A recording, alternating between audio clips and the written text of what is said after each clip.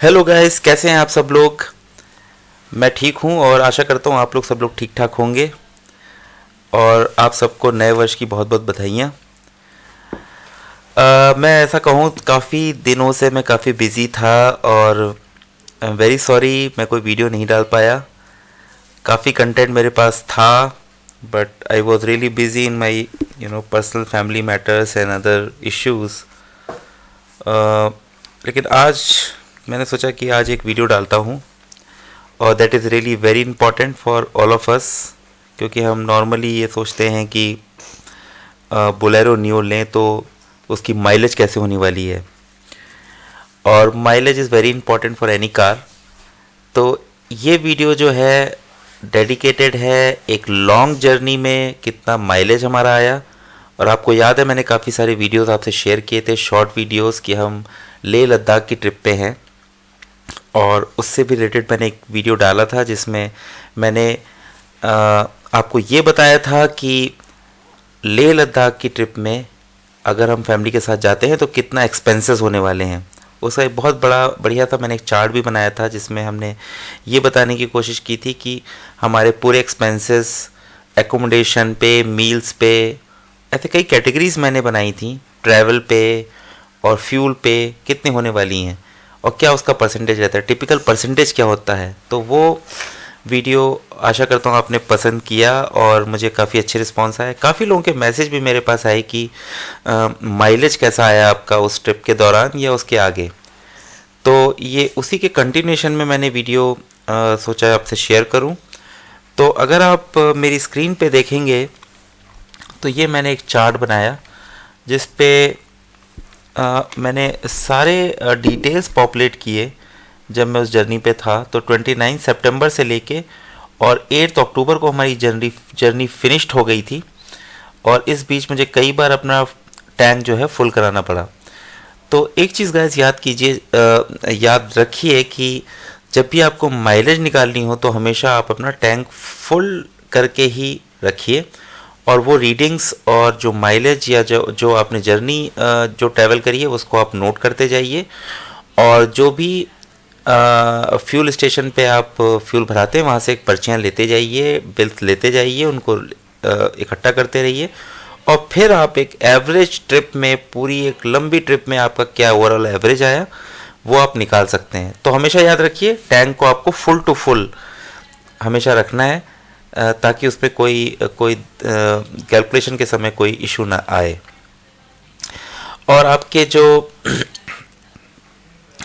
आपके डैशबोर्ड पे या जहाँ पे मीटर होता है वहाँ पे भी आपका एक एवरेज दिखाता है।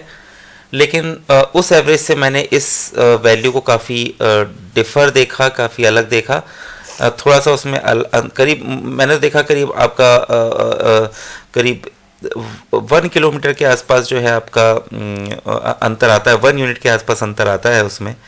तो जैसे आपकी अगर लेट से आपकी 13.5 किलोमीटर पर लीटर का अगर एवरेज दिखा रहा है उसमें, तो हो सकता है आपका वो 12 हो या 12.5 हो।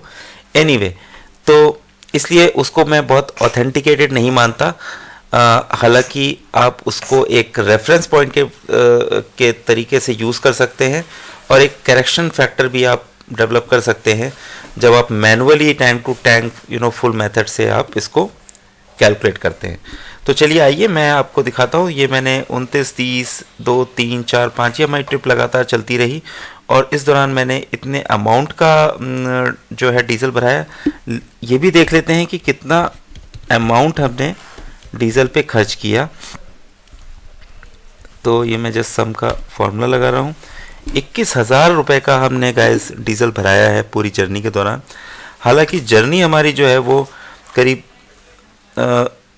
2900 किलोमीटर की रही, टोटल रन टिल गुड़गांव जहाँ से हमने शुरू किया था। और उसके बाद क्योंकि टैंक पूरा फुल नहीं था तो हमने फिर इसको भराया और 15 अक्टूबर को जो है वो करीब 3000 किलोमीटर का हमने पूरा रन देके और उसको टैंक को फिर से फुल करा दिया था। तो टैंक यहाँ पे हमने फुल कराया और उसके बाद हमने यहाँ पे टैंक दोबारा फुल कराया। तो अब मैं माइलेज चेक करता हूँ दोस्तों। ये देखिए, अगर ये टोटल किलोमीटर्स हैं और ये जो है लीटर्स, टोटल लीटर्स है। और मैं इसको अगर एंटर करूं तो ये हमारा जो है ओवरऑल एवरेज जो है हमारा जो माइलेज है which is 12.84 close to 13 kilometre per litre. अब अगर मैं 13 किलोमीटर पर लीटर की बात करूं तो इसमें हमारी जो जर्नी है वो अगर मैं यहाँ से दिखाऊं जालंधर कारगिल यहाँ तक ये जो 3000 किलोमीटर के आसपास की जो जर्नी है, सॉरी जो ये तो अमाउंट है गाइस, लेकिन हम इसको किलोमीटर्स में अगर हम देखें तो उसको भी हम कैलकुलेट कर सकते हैं। लेकिन फ़िलहाल मैं अभी क्योंकि वो फिर एक कोई पॉइंट नहीं होगा यहाँ पे किलोमीटर कैलकुलेट करने का, लेकिन यहाँ पे अगर मैं बोलूँ तो यहाँ तक हम जर्नी जो थी वो प्लेन थी, लेकिन मैं आपको बताऊँ काफ़ी ट्रैफिक मिला था हमें जाते वक्त, तो ये जर्नी बहुत स्मूथ नहीं रही थी। और जो 12.84 का जो एवरेज है वो बोलेरो नियो जैसी कार के लिए जस्टिफाई नहीं होता। बट उसके रीजंस भी मैं बताऊं, जालंधर तक, कारगिल जालंधर तक और ये जो हम जो जम्मू तक हम गए थे, पूरा ट्रैफिक में हम समझ लीजिए काफ़ी घंटों खड़े रहे, बहुत ही, क्योंकि उस मौसम में जैसे मैंने बताया सितंबर अक्टूबर के एंड में काफ़ी सेबों के जो है वो ट्रक जो है वो आते हैं और उससे पूरा पूरा ट्रैफिक जो है वो आप पूरा कंजेस्टेड रहता है। तो जर्नी बहुत स्मूथ नहीं रही, जिसमें हमें माइलेज अच्छी मिल सकती थी।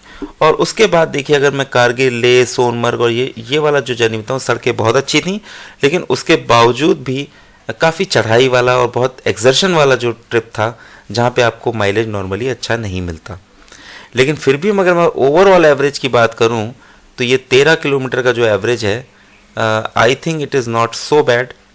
और इन द सेंस कि हमने इतनी लंबी जर्नी करी तो कहीं ज़्यादा कहीं कम आया। बट ये वाली जो लास्ट वाली जर्नी है ये टिपिकल गुड़गांव के अंदर हुई, and it again on office timing कि सुबह आप 8 से 10 में हैवी ट्रैफिक रहता है। जो लोग गुड़गांव में रहते हैं, एनसीआर में रहते हैं, काफ़ी ज़्यादा ट्रैफिक रहता है, तो बम्पर टू बम्पर गाड़ियाँ चलती हैं, उसमें आपको एक स्पीड नहीं मिल पाती है। और ऐसी बड़ी और भारी गाड़ी के लिए अगर आप ये एक्सपेक्ट करें कि आपको 17, 18, 19 का एवरेज मिलेगा या इवन 15 या 16 का भी एवरेज मिलेगा, तो वो मुझे लगता है नाइंसाफ़ी होगी ऐसा सोचना। तो अब मैं बात करूंगा कि क्या मैंने गाड़ी इको मोड में चलाई या नॉन इको मोड में चलाई। तो देखिए जर्नी का मज़ा जो है वो मैं सही बताऊं तो आपको इको मोड में नहीं आएगा, क्योंकि जब आप हाईवे पे सफ़र करते हैं तो मैं आपको यही रिकमेंड करूंगा कि अपनी गाड़ी को इको मोड में ना चलाएं। क्योंकि जब इको मोड में, जब नॉर्मल मोड में गाड़ी चलती है तो आपको काफ़ी अच्छा पिकअप मिलता है, और उसके बाद आपको इतना अच्छा पिकअप मिलने से आप कभी भी गाड़ी को जब ओवरटेक करेंगे तो उससे आपको काफ़ी आसानी होगी। आप कई बार ऐसी ज़रूरत होती है कि आप ओवरटेक करना चाहते हैं और उस समय अगर आपने इको मोड कर रखा है तो आपको काफ़ी परेशानी होने वाली गैस। और ऐसी सिचुएशंस सडनली आती हैं, आपको एकदम से ओवरटेक करना है गाड़ी को, और तब आप it's very cumbersome to shift the mode. And it is always recommended from मेरी तरफ से कि आप जो है गाड़ी को नॉन इको मोड में रखें, ताकि आप तुरंत अच्छे पिकअप के साथ अगले गाड़ी को ओवरटेक करें। तो एक तो बात हो गई कि गाड़ी को आपको इको मोड और नॉन इको मोड में कब चलाना है, और शहरों में जहाँ पे आप देखते हैं भीड़ भाड़ वाले एरिया में, वहाँ इको मोड को ही यूज़ करें ज़्यादा पिकअप भी, क्योंकि मैं आपको बताऊँ नॉन इको मोड में बहुत अच्छा पिकअप मिलता है आपको। आप एक्सीलेटर देते हैं तो सडनली गाड़ी एकदम आपकी काफ़ी स्पीड से या काफ़ी पावर से आपकी जो है वो आगे बढ़ती है। ये आप जो लोग गाड़ी चला रहे हैं वो उसको फील कर सकते हैं। तो काफ़ी पावरफुल गाड़ी है, 15 सीसी का इंजन है। तो शहरों में मैं आपको रिकमेंड करूँगा कि गाड़ी को इको मोड पे ही चलाएं, तो आपको बहुत ज़्यादा एकदम से पिकअप या बहुत पावर भी नहीं मिलेगी, लेकिन but it would be very smooth ride and you would get habitual to it when you will continuously run on eco mode. But कभी कभी अगर आप नॉन इको मोड में या इको मोड हटा के देखेंगे तो आपको जो सडन पावर मिलेगी that will really help you in picking up your speed suddenly और ओवरटेक के लिए। तो गाइस ये वीडियो हमारा जो है वो काफ़ी माइलेज के ऊपर था।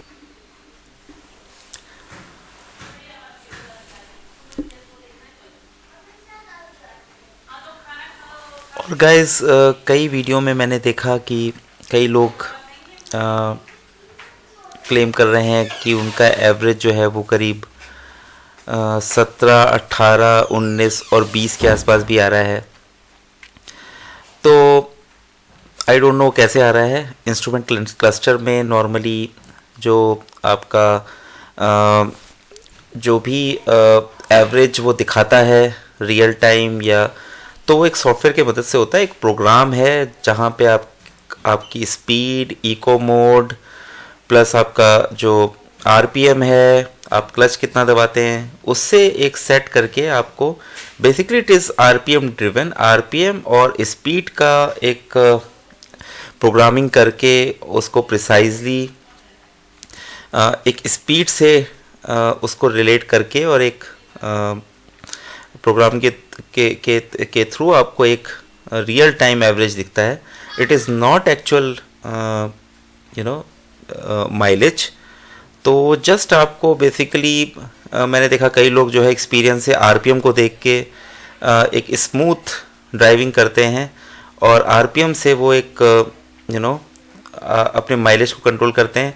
अब आजकल गाड़ियों में जैसा हम सभी देख रहे हैं एक रियल टाइम आपके पास माइलेज का एक फिगर आपके इंस्ट्रूमेंट क्लस्टर में आता रहता है, जिसे आप देख के you can control your speed और यू कैन स्विच गियर, और स्पेशली आरपीएम को आप कंट्रोल करते हैं ताकि गाड़ी का एवरेज अच्छा आए।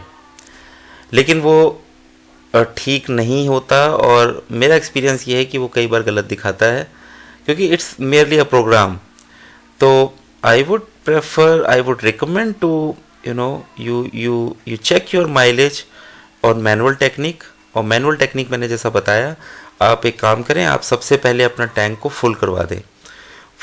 जब आपकी टंकी फुल हो जाए उसके बाद अपना आप उसमें नॉब को दबा के किसी ट्रिप ए, अभी नॉर्मली इसमें एक ट्रिप ए ही दी हुई है, कई गाड़ियों में trip A, trip B, trip C, कई सारे ऑप्शन होते हैं ताकि आप अलग अलग ट्रिप के को से आप आप किलोमीटर्स देख सकें या एक ट्रिप को कैलकुलेट कर सकें।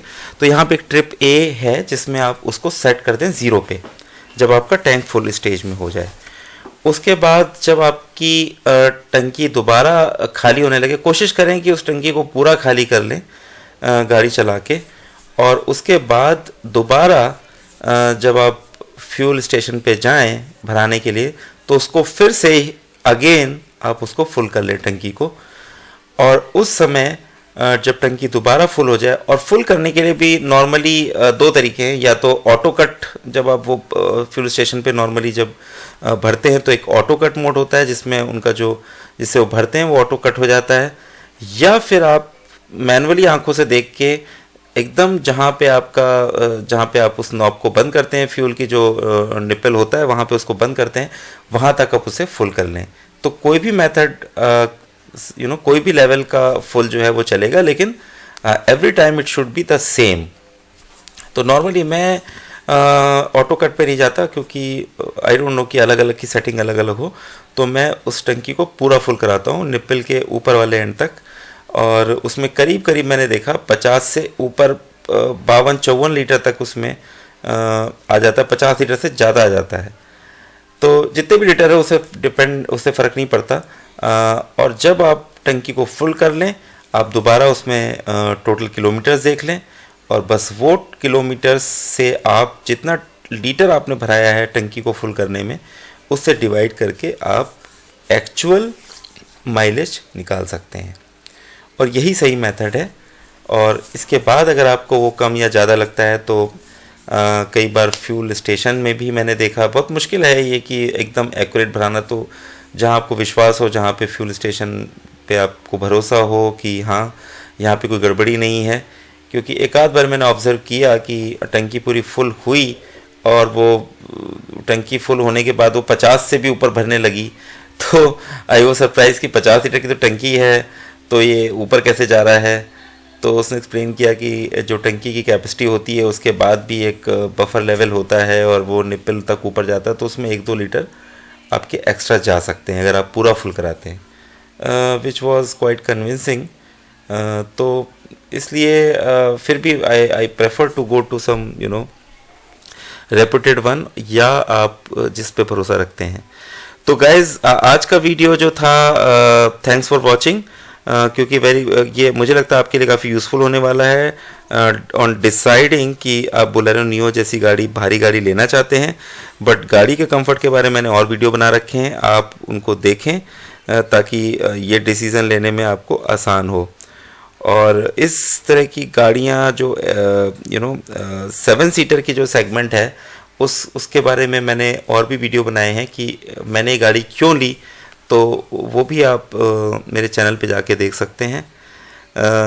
इसके अलावा मैं आपको बताऊं, ये तो टिल अक्टूबर तक मैंने जो गाड़ी चलाई, अभी मेरी गाड़ी जो है 10,000 किलोमीटर मैंने जस्ट कंप्लीट किए हैं अभी 2-3 दिन पहले, तो उस पर भी मैं वीडियो बनाऊंगा। और इसके अलावा भी मैंने इसके बाद के जो किलोमीटर रन हुए उन पे एवरी टाइम मैंने एक टैंक फुल करा के फिर से माइलेज देखने की कोशिश करी, तो उसका भी मैं एक वीडियो इसके बाद, it will be a subsequent video to this video, and वहाँ पे मैं आपको फिर दिखाऊंगा कि अब मेरी माइलेज कितनी हो गई।